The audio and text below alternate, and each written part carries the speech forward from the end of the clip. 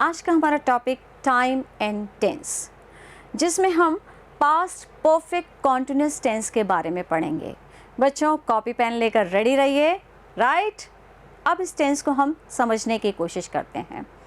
Past perfect continuous tense में हम भूतकाल के किसी ऐसे समय बिंदु की कल्पना करते हैं जिससे पहले काम शुरू हो चुका था और लगातार चल रहा था। देखिए कि भूतकाल के किसी समय बिंदु से पहले काम आरंभ किया गया हो और अब तक जारी रहा हो।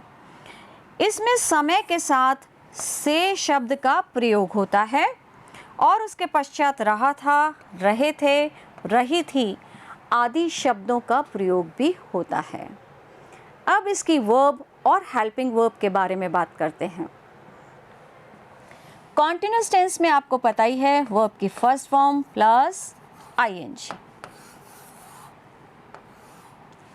पर यह पास्ट परफेक्ट कॉन्टिन्यूअस टेंस है। आपको ध्यान होगा कि परफेक्ट में इसमें हेड लगा था, राइट। तो ये तो मैंने परफेक्ट का लिया है और यह कॉन्टिन्यूअस का, ठीक है। अब इनको मैं मर्ज कर रही हूं, तो क्या लगाऊंगी? Been, right. वेरी इजी, यदि आप भूल जाएं तो भी आप एग्जाम में याद कर सकते हैं। अब देखिए, सिंगुलर नाउन और ही शी इट के साथ had been first form plus ING. Plural noun you they I we के साथ में had been first form plus ING. Examples देखते हैं। He told me that he had been writing a story since morning, right? यहाँ पर आपको ये told word बताता है कि यह past का sentence है, right? Next sentence देखिए। They had been playing football for 2 hours. यहाँ पर बच्चों आपको एक वर्ड मिला है फॉर, जिसका यूज़ हम परफेक्ट कॉन्टिन्यूअस टेंस में करते हैं। और ऊपर वाले सेंटेंस में क्या था? सिंस, यानी सिंस और फॉर किसी न किसी चीज़ को इंडिकेट करते हैं। अब हम आगे इसके आइडेंटिफिकेशन के वर्ड्स पढ़ते हैं। देखिए, पास्ट परफेक्ट कॉन्टिन्यूअस टेंस में हम सिंस का यूज़ करते हैं और फॉर का यूज़ करते हैं। सिंस का यूज़ हम किसके लिए करते हैं? पॉइंट ऑफ टाइम के लिए, जैसे since 2015, right, since Monday, since last night, since evening, हमने एग्जैक्ट टाइम बताया। पर फॉर का प्रयोग हम ड्यूरेशन ऑफ टाइम के लिए करते हैं, जैसे for 2 months, for 3 years, right. अब हम इसका सेंटेंसेस में यूज़ देखेंगे। ऐसे वाक्यों में आपको सिंस और फॉर भी मिलेगा और व्हेन और बिफोर भी मिल सकता है, ठीक है। देखिए, it had been raining for 3 hours। यहाँ आपको कीवर्ड मिला है फॉर, क्लियर। नेक्स्ट देखिए, she had been playing tennis since 2015।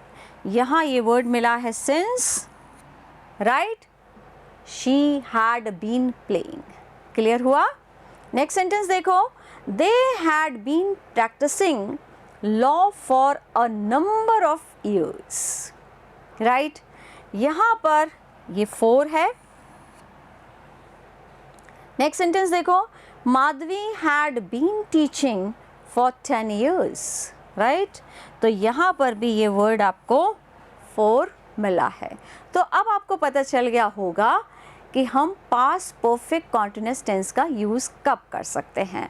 अब अगली स्लाइड बहुत इंपॉर्टेंट है, समझिए कि जब भी किसी सेंटेंस में व्हेन मिलेगा तो उसके साथ आप सिंपल पास्ट टेंस का यूज़ कर रहे हैं, परंतु दूसरी तरफ पास्ट कॉन्टिन्यूअस टेंस भी आ सकता है, पास्ट परफेक्ट टेंस भी आ सकता है और पास्ट परफेक्ट कॉन्टिन्यूअस टेंस भी लग सकता है।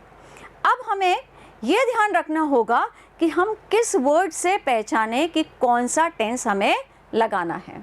यदि एक तरफ सिंपल पास्ट में 100 लगा है तो दूसरी तरफ हम पास्ट कॉन्टिन्यूअस टेंस लगा सकते हैं, राइट। यदि आपको टिल मिला है तो पास्ट परफेक्ट टेंस लगना है, क्लियर। और यदि आपको सिंस और फॉर मिला है तो पास्ट परफेक्ट कॉन्टिन्यूअस टेंस लगाना है। आइए सेंटेंसेस में पढ़ते हैं। When I saw him, he was playing football, right? यहाँ पर आपको मिल गया saw और वहाँ पर past continuous tense, ध्यान रखिएगा। She had not finished her homework till sunset. Till plus time, past perfect tense, clear? Next sentence देखिए, she had been working in this institution since 2016. यहाँ पर मुझे since मिला है और मैंने past perfect continuous tense का यूज़ किया है। बच्चों, मुझे पूरी उम्मीद है कि आपको past perfect continuous tense तो समझ में आया ही होगा, साथ में आपको तीनों टेंसेस को कंपेयर करना भी आ गया होगा। हम अगले सेशन में आपके साथ सिंपल फ्यूचर टेंस लेंगे, तब तक आप इसकी प्रैक्टिस करते रहिए। Thank you, good bye.